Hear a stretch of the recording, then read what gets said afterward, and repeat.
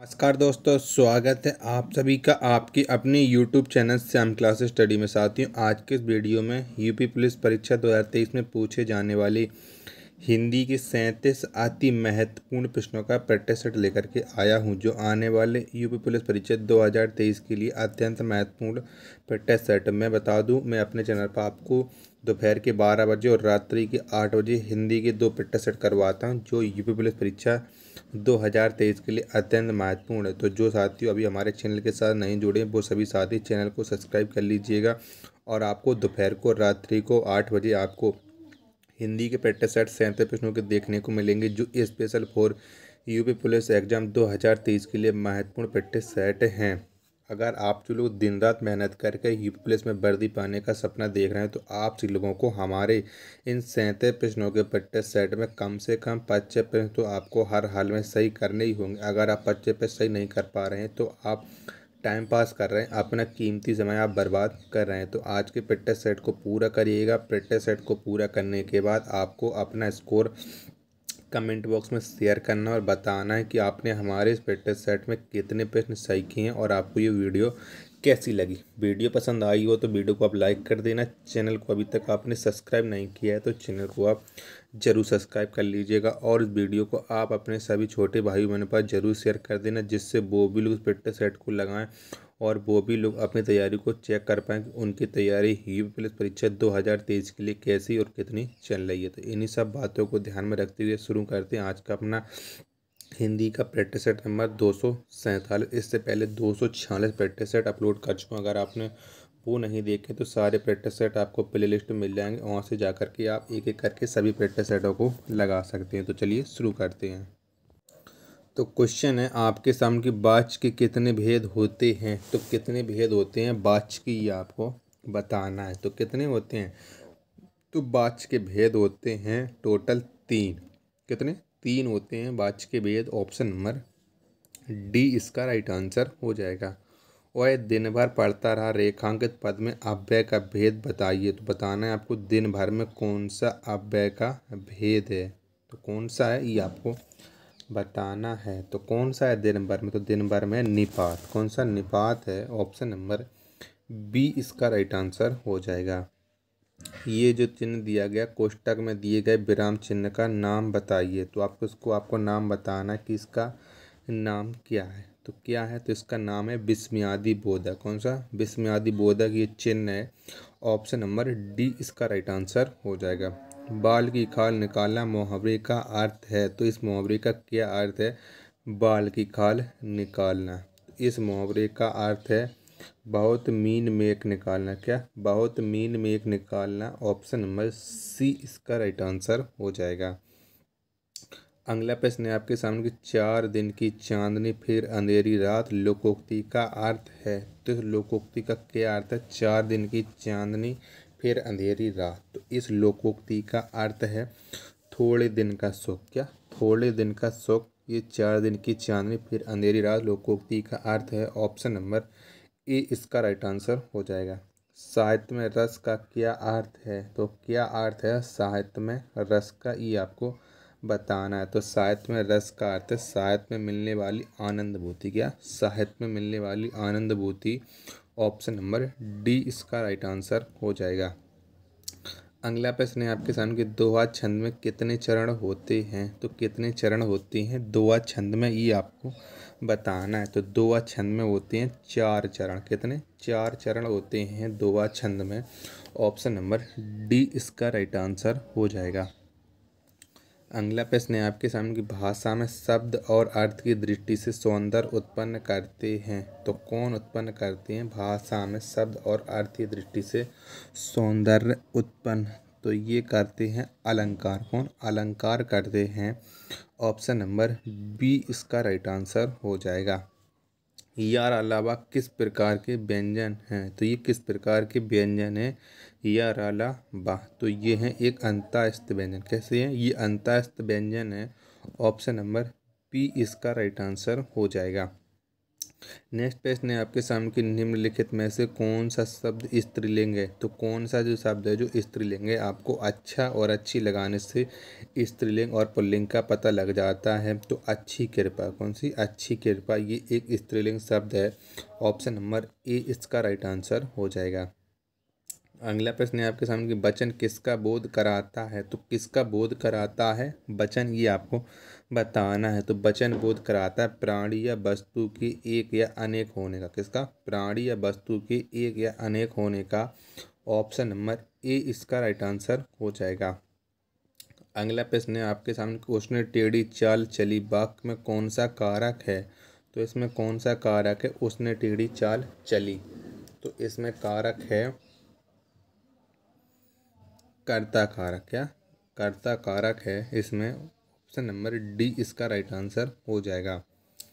अगला प्रश्न है आपके सामने कि निम्नलिखित में से किस वाक्य में सर्वनाम का प्रयोग हुआ है। तो किस वाक्य में हुआ है सर्वनाम का प्रयोग, ये आपको बताना है। तो चारों विकल्प पढ़ लीजिएगा और आपको वो बताना है। तो इसमें हुआ है मैं कल दिल्ली जा रहा हूँ। क्या? मैं कल दिल्ली जा रहा हूँ, इसमें सर्वनाम का प्रयोग हुआ है। ऑप्शन नंबर बी इसका राइट आंसर हो जाएगा। अगला प्रश्न है आपके सामने कि विशेषण किस शब्द की विशेषता बताता है। तो किस शब्द की विशेषता बताता है विशेषण, ये आपको बताना है। तो विशेषण बताता है संज्ञा। किसकी? संज्ञा की विशेषता बताता है विशेषण। ऑप्शन नंबर ए इसका राइट आंसर हो जाएगा। अगला प्रश्न है आपके सामने, कर्म के आधार पर क्रिया के कितने भेद होते हैं। तो कितने भेद होते हैं कर्म के आधार पर क्रिया के, ये आपको बताना है। तो कर्म के आधार पर क्रिया के होते हैं दो भेद। कितने?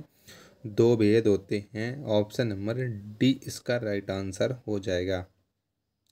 अगला प्रश्न है आपके सामने कि व्याकरण में काल का क्या अर्थ है। तो क्या अर्थ है व्याकरण में काल का, ये आपको बताना है। तो क्या अर्थ है? तो व्याकरण में काल का अर्थ होता है समय। क्या? समय होता है काल का अर्थ। ऑप्शन नंबर बी इसका राइट आंसर हो जाएगा। यह ताले की चाबी है रेखांकित में कौन सा कारक है। तो इसमें कौन सा कारक है, ये आपको बताना कि यह ताले की चाबी है। तो इसमें कारक है आपका संप्रदान कारक। कौन सा? संप्रदान कारक है। ऑप्शन नंबर ए इसका राइट आंसर हो जाएगा। अगला प्रश्न है आपके सामने कि निम्नलिखित में से कौन सा शब्द पुल्लिंग है। तो कौन सा शब्द है जो पुल्लिंग है, ये आपको बताना है। तो अच्छा और अच्छी लगाने से आपको स्त्रीलिंग और पुल्लिंग का पता चल जाता है। तो अच्छा संचालक, ये एक पुल्लिंग शब्द है। ऑप्शन नंबर डी इसका राइट आंसर हो जाएगा। नेक्स्ट प्रश्न है आपके सामने कि निम्नलिखित में से कौन सा शब्द तत्सम शब्द नहीं है। तो बताना है कि आपको इनमें से कौन सा जो शब्द है जो तत्सम नहीं है, वो एक तद्भव शब्द है। तो कौन सा है? परख, ये तत्सम नहीं, ये तद्भव शब्द है। ऑप्शन नंबर डी इसका राइट आंसर हो। जबकि शोक, पृथ्वी, चंद्र, ये तत्सम शब्द है। अगला प्रश्न है आपके सामने कि किस विकल्प में सभी शब्द तद्भव शब्द हैं। तो कौन से विकल्प में सभी शब्द तद्भव हैं, ये आपको बताना है। तो कौन से विकल्प में हैं? तो आग, जीव, घर, ये सभी शब्द हैं जो तद्भव हैं। ऑप्शन नंबर ए इसका राइट आंसर हो जाएगा। अगला प्रश्न है आपके सामने कि दिए गए विकल्पों में से कौन सा विकल्प दूध का पर्याय नहीं है। तो आपको बताना कि इनमें से कौन सा वो पर्यायवाची है जो दूध का पर्यायवाची नहीं है। क्वेश्चन नंबर 34 का 134 का आपको राइट आंसर बताना है। तो इसमें जो अम्नी, कौन? अम्नी, ये दूध का पर्यायवाची नहीं है। ऑप्शन नंबर डी इसका राइट आंसर हो जाएगा। अगला प्रश्न है आपके सामने कि सापेक्ष का सही विलोम शब्द होगा। तो क्या हो जाएगा सापेक्ष का विलोम शब्द, ये आपको बताना है। तो सापेक्ष का विलोम शब्द होता है निरपेक्ष। क्या? निरपेक्ष होता है सापेक्ष का विलोम शब्द। ऑप्शन नंबर ए इसका राइट आंसर हो जाएगा।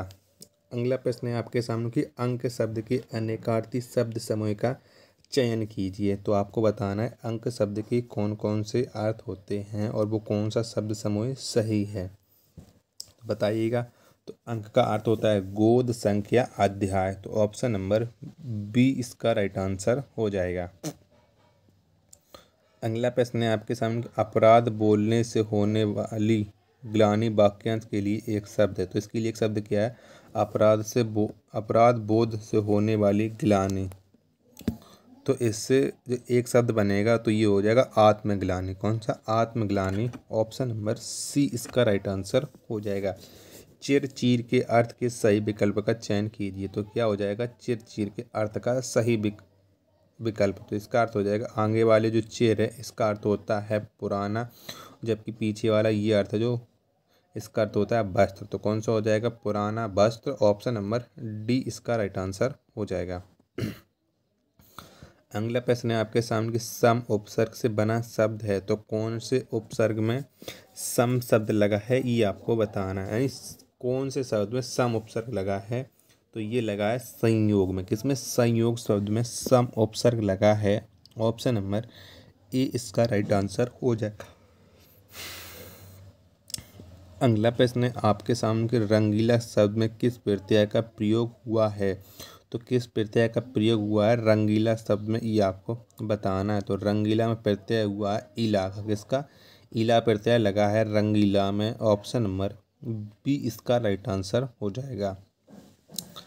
अगला प्रश्न है आपके सामने कि सूर्योदय में कौन सी संधि है? तो कौन सी संधि है सूर्योदय शब्द में, ये आपको बताना है। तो कौन सी है? तो सूर्योदय, तो इसमें संधि है वृद्धि संधि। कौन सी? वृद्धि संधि है सूर्योदय में।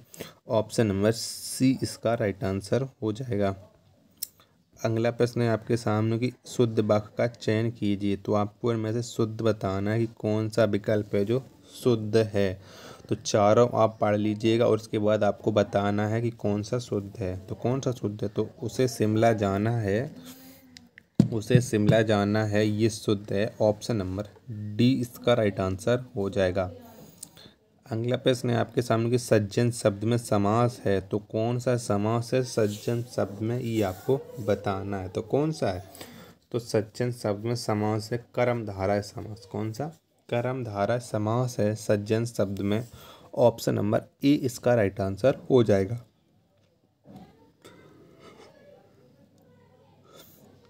कामायनी के रचनाकार हैं तो कौन है कामायनी के रचनाकार, ये आपको बताना है। तो कौन से हैं? तो कामायनी पुस्तक के रचनाकार हैं जयशंकर प्रसाद। कौन? जयशंकर प्रसाद हैं कामायनी के रचनाकार। ऑप्शन नंबर ए इसका राइट आंसर हो जाएगा। तो प्रश्न समाप्त हो चुके हैं। अगर आपको वीडियो पसंद आई हो तो वीडियो को आप लाइक कर देना। चैनल को अभी तक आपने सब्सक्राइब नहीं किया तो चैनल को आप जरूर सब्सक्राइब कर लीजिएगा और कमेंट बॉक्स में अपना स्कोर जरूर शेयर करना है कि आपने हमारे इस प्रैक्टिस सेट में ईमानदारी के साथ कितने प्रश्न सही किए हैं और आपको ये वीडियो कैसी लगी। वीडियो पसंद आई हो तो वीडियो को आप लाइक कर देना। चैनल को अभी तक आपने सब्सक्राइब नहीं किया है तो चैनल को जरूर सब्सक्राइब कर लीजिएगा। मिलते हैं अपन नेक्स्ट वीडियो में, तब तक के लिए धन्यवाद। जय हिंद मेरे प्यारे साथियों।